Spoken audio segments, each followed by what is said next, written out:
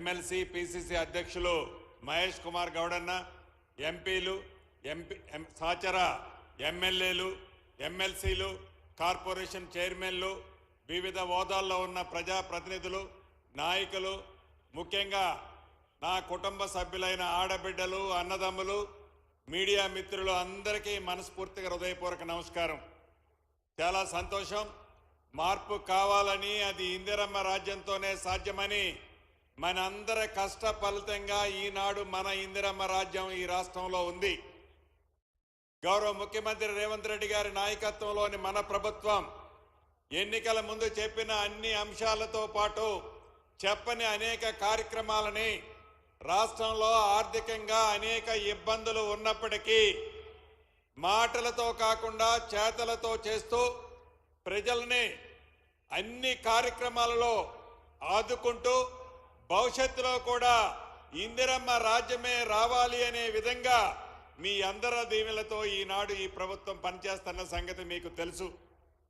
ఇందాకనే సీనన్న చెప్పినట్లు ఆనాటి ప్రభుత్వం గుడి దగ్గరకు పోయినా, రిజర్వాయర్ దగ్గరకు పోయినా, ఏ ఊరికి పోయినా నోటికి అద్దు ఆపు లేకుండా ఎన్ని వాగ్దానాలంటే అన్ని వాగ్దానాలు ఆనాటి ముఖ్యమంత్రి చేస్తుండేవాడు. ఉదాహరణకు వేములవాడ గుడే తీసుకోండి, అదే రకంగా భద్రాచలం గుడి తీసుకోండి, అదే రకంగా మిడ్మానేరు రిజర్వాయర్ దగ్గర కూడా మీకు ఎంతమంది కంటే అంతమందికి నిర్వాసితులకి ఇల్లు ఇస్తానని చెప్పి తొండి చేయి చూపించాడే తప్ప చెప్పిన మాటలు ఏవి కూడా ఆనాటి ముఖ్యమంత్రి కానీ ప్రభుత్వం కానీ చేయలే.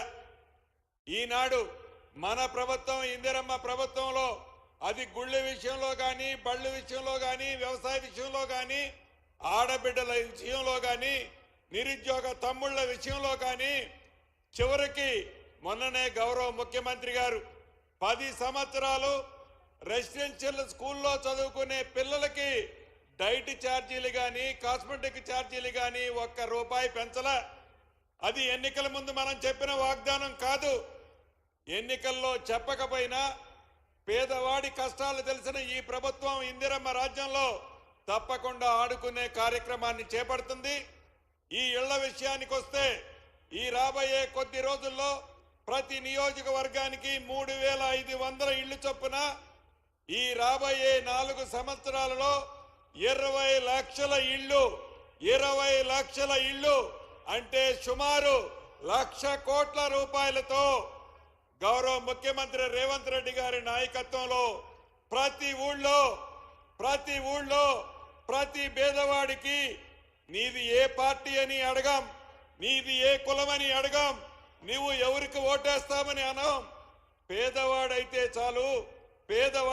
చాలు ఇందిరమ్మ రాజ్యంలో ఇందిరమ్మ ఇల్లు ఈ రాబోయే 4 సంవత్సరాలలో 20 లక్షల ఇళ్లు కట్టించి చూపిస్తాం. ఈ మొదటి విడత ఇచ్చే 3500 ఇళ్లు కూడా పేదవాళ్లలో బహుపేదవాళ్లు కట్టుకోండి. ఇది నిరంతరము జరిగే కార్యక్రమం. తప్పకుండా ఇందిరమ్మ రాజ్యం అంటేనే ఇందిరమ్మ ఇల్లు, ఇందిరమ్మ ఇల్లు అంటేనే ఇందిరమ్మ రాజ్యం.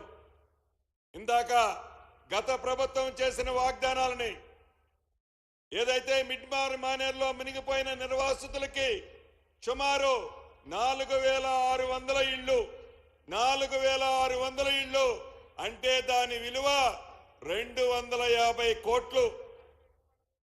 250 కోట్లు అంటే భవిష్యత్తులో కూడా ఏదైతే ఆనాటి ఆ ప్రభుత్వం వాగ్దానాలు చేసి వదిలేసిపోతే ఈ ప్రభుత్వం బేసిజాలకు పోకుండా పేదవాడిని ఆదుకునే కార్యక్రమాన్ని చేయబోతుంది. ఇక రెవెన్యూ విషయానికి వస్తే ఏదైతే ధరణి కార్యక్రమం ద్వారా పేదవాడికి సంబంధించిన ఆస్తులు తెలంగాణ రాష్ట్రంలోని 2,59,00,000 ఎకరాలని ఆనాటి ప్రభుత్వం ధరణి పేరుతో విదేశ సంస్థకి తాకట్టు పెట్టింది.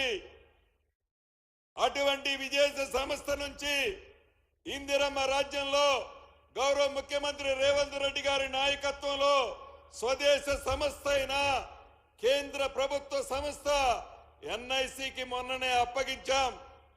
2020 చట్టం వారి స్వార్థం కోసం పేదోళ్ల భూములు దోసుకోవటం కోసం, వాళ్ళు ఆస్తులు సంపాదించడం కోసం 2020 చట్టాన్ని తెచ్చారు. రాబోయే కొద్ది రోజుల్లో మీకందరికీ ఉపయోగపడే విధంగా దేశంలోనే రోల్ మోడల్ రెవెన్యూ చట్టం 2024 చట్టాన్ని మీ ఇందిరమ్మ రాజ్యంలో గౌరవ ముఖ్యమంత్రి రేవంత్ రెడ్డి గారి నాయకత్వంలో రాబోతుంది. భూములున్న ఆసాములందరూ ధైర్యంగా ఉండండి. మీ భూములు ఎక్కడికి పోవు. అదే రకంగా గత ప్రభుత్వంలో ధరణిని ఆనాటి చట్టాన్ని అడ్డం పెట్టుకొని వేలాది ఎకరాలు పింక్ కలర్ చొక్కాలున్న వాళ్ళకి ఇచ్చారు. వాటన్నిటినీ ఇందిరమ్మ రాజ్యంలో తప్పకుండా వెనక్కి తీసుకుంటాం, పేదోళ్ళకి పంచి పెడతామని తెలియజేసుకుంటూ మరొక్కసారి మీ అందరికీ మనస్ఫూర్తిగా అభినందనలు, కృతజ్ఞతలు చెప్తూ సెలవు తీసుకుంటున్నానన్నా. Thank you very much. ఇప్పుడు